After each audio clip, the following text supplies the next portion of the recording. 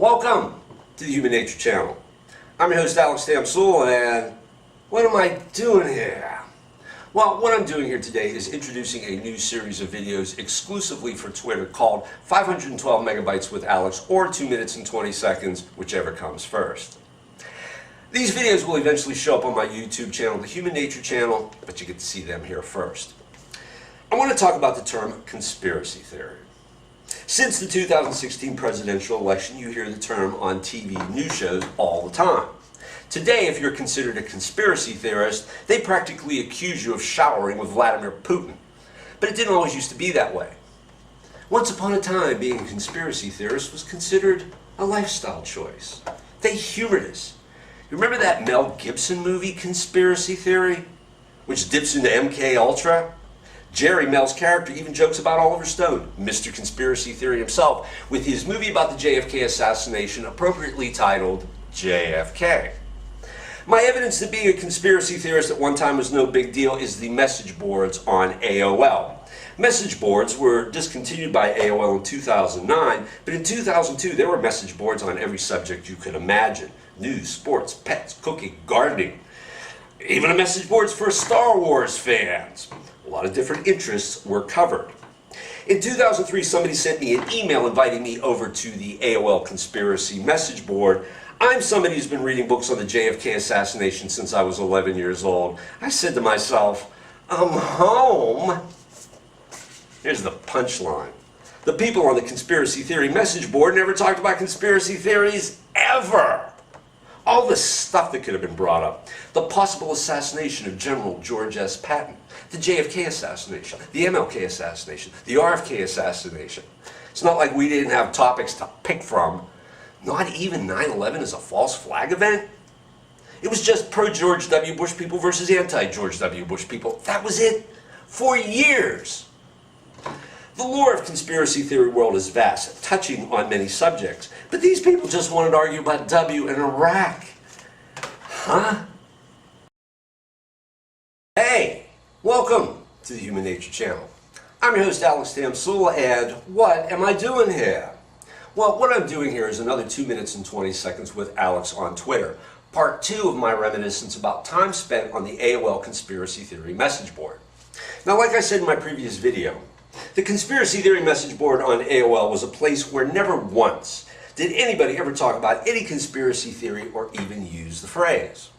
All people wanted to do was argue about whether the U.S. military going into Iraq back in 2003 was a good idea or a bad one. Now, this occurred to me recently. Any college study, any class time spent in political science, like I went through, will be the establishmentarian point of view. What else? Political science doesn't concern itself with, as far as I can tell, the corrupt side of government, which, for your information, is what conspiracy theory and the truth movement are really all about. But the Iraq War was topic number one, and hey, of course I think I'm Kissinger. You want to argue something political, I'm your boy. And I argued the establishmentarian point of view. Someone would post, Saddam Hussein had nothing to do with 9/11. To which I would respond, well, if you're going to roll up the international terrorist network, you got to start somewhere. And posts in response to that would say something to the effect, Saddam Hussein had nothing to do with 9/11, what's the matter with you? And I would answer, well, you know, the Clinton administration designated Saddam's regime as a state sponsor of terror, and responses I'd get back were, Saddam Hussein had nothing to do with 9/11, what's the matter with you? Then I'd say, there is a story I heard repeated by R. James Woolsey Jr., Bill Clinton's first CIA director, that the Salman Pak military facility 15 miles south of Baghdad had a disabled 707 on the tarmac that was used for training foreign terrorists in airplane hijacking. And the terrorists had practiced with box cutters. The immediate response I got was, that story's been debunked. By whom, I wanted to know? By the Iraqi government. Later. Welcome to the Human Nature Channel. I'm your host, Alex Damsul, and what am I doing here?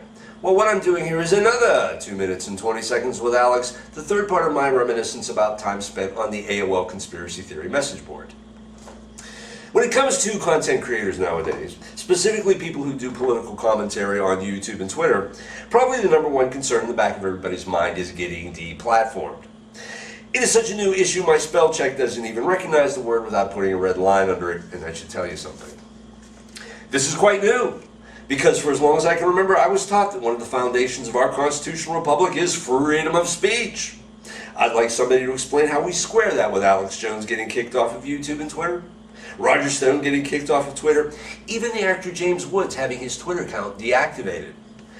I guess it comes down to what you mean by free. The issue has become front and center since the 2016 presidential election with the rise of the term fake news and how it's so awful. I was jotting down some thoughts for this very video on Monday when something gave me a different opening. I was given a suspension on Twitter, which means that for the next 24 hours, only my 24 followers could see my tweets. Over a tweet someone must have found offensive, and that had to be the tweet that disappeared.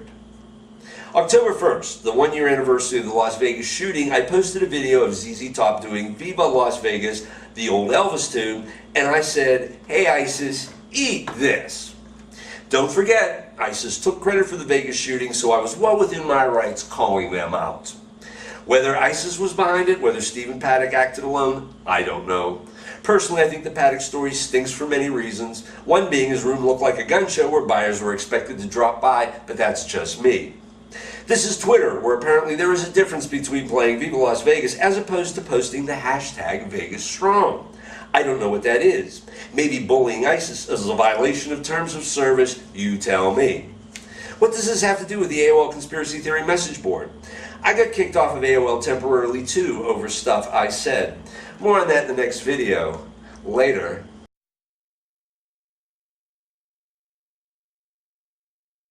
Welcome to the Human Nature channel. I'm your host Alex Tamsul, and what am I doing here? Well, what I'm doing is another 2 minutes and 20 seconds with Alex, part 4 of my reminiscence about the AOL conspiracy theory message board. When last we met, I mentioned I've been given suspensions from AOL over message board comments. Like Twitter, there are terms of service, and there are unseen moderators who enforce the rules. Sometimes when they made posts vanish, it seemed as arbitrary as anything you see on Twitter. Come to think of it, the moderators might be the reason the conspiracy theory message board never had any posts about conspiracies. Most posters were decidedly left-wing. I'd say 70% were progressives. One guy I was always going up against had the screen name Jeff Two Friends. A big Howard Dean supporter, and he was pretty typical. Bait the other 30%. I learned you're not supposed to call a lying idiot a lying idiot. One time I went to the Star Wars message board calling them a bunch of retards. That suspension I deserved. But so what? Suspensions were overcome simply by logging in again. AOL is a paid subscription service. Ban somebody and make them take their money elsewhere? Are you kidding? James Evan Pilato at MediaMonarchy.com once said that if the service is free, you're the product. Mr. Pilato does great work. Follow him on Twitter. I agree you're the product if the service is free, but I've seen it from the other side. There's not much difference between the message boards of yore and what's going on at Twitter except the permanent bans. No small thing, but what's the common denominator? It's still corporatism. Ultimately, corporations are against freedom of speech because you might say something that makes their stock tank. One time I got kicked off because I asked Jeff Two Friends if he was Jeff Renzi. Do you know who that is? One of the original alt-right, obviously pro-Nazoid radio guys who also made good use of internet podcasts. After I got the boot, I was informed it violates terms of service to ask the identity of somebody behind a screen name. Privacy, you understand. When I got back online, Jeff Two Friends answered me. Maybe I am, maybe I'm not. On top of everything else, the Deniac gets cute. Ask me who I am behind my screen name and I'll tell you. I'm your worst nightmare. Later. Welcome to the Human Nature channel. I'm your host Alex Tamsul, and what am I doing here? Well, what I'm doing is a bonus video to my 4-part Twitter series, 2 minutes and 20 seconds with Alex, which covered my days on the AOL conspiracy theory message board. And what I have here is a post from Jeff Two Friends, his open letter to Al-Qaeda. Get a load of this. I'll hold this up to the camera so you can see. Yes, this is for real. Subject, read an open letter to Al-Qaeda. Date 8/30/2003. From Jeff Two Friends. I believe Al-Qaeda reads message boards. After all, they even frequent USA bars, i.e. Muhammad Atta did. Dear Al, I do not know you, but it has been brought to my attention that you are reading this. So I'll write this to you here since you failed to leave a forwarding address. While I find your attacks on a U.S. man of war to be totally without merit, and the deaths of those sailors that died in this attack to be on your heads, I also think that this is ultimately between you and Allah. It's your karma. However, the campaign to make you this century's Soviet communist is something that many people here are not buying into. We know that your leader denied culpability, and given the track record of proof offered by your accusers, we are willing to give you the benefit of the doubt in this, provided that you also lay off the inverse, calling us liars and killers, and give us time. You see, there are many that want to see the attacks on entire populations based on the questionable actions of a few stopped. Ours against you as well as yours against ours. Just give us a little time, and we will get rid of the threat to peace that threatens the entire world. I am talking, of course, of the Bush regime. You see, Al, these people do not speak for all Americans. They do not even speak for the majority of Americans. The coup d'etat performed by this band is starting to become generally known and loathed. And as you can see from reading this message board, which we have all been assured you do, that only a couple out of the many actually support the current regime and want to see it left in power. So please, give us a little time, and we will be leaving you alone, and not trying to force on you the government you do not want. If you want to set up a theocracy in your nation, that should be your choice. As bad as that will turn out to be for you, and the rest of the world too, but the rest of the world has no business telling you what to do in your own native lands than it does telling us. Take care. And after we get this regime out of power and cooler heads prevail, perhaps we can all meet at that bar that we are told you frequent for information and have a few. Signed, your anti-neocon. This letter was a result of my saying in a message board post to Jeff Two Friends that I had seen a Google picture of Ayman al-Zawahiri, Al-Qaeda's number 2, reading a copy of the New York Times, a picture you can no longer find online. Believe me, I tried. I said it's obvious Zawahiri could at least read English, so it's reasonable to assume that terrorists could read message boards. In this letter, Jeff seems to be saying in his uber-sarcastic way, why would terrorists be interested in social media? Like Bugs Bunny used to say, what a maroon. If you want to argue this point or any other, please feel free to say something incredibly stupid in the comments section below, and I'll get back to crush your mind as soon as possible. Plus, everybody gets a like no matter what. Please like this video. Please subscribe to this channel by hitting the icon in the lower right corner of the vid. Without subscribers, you're nothing on YouTube.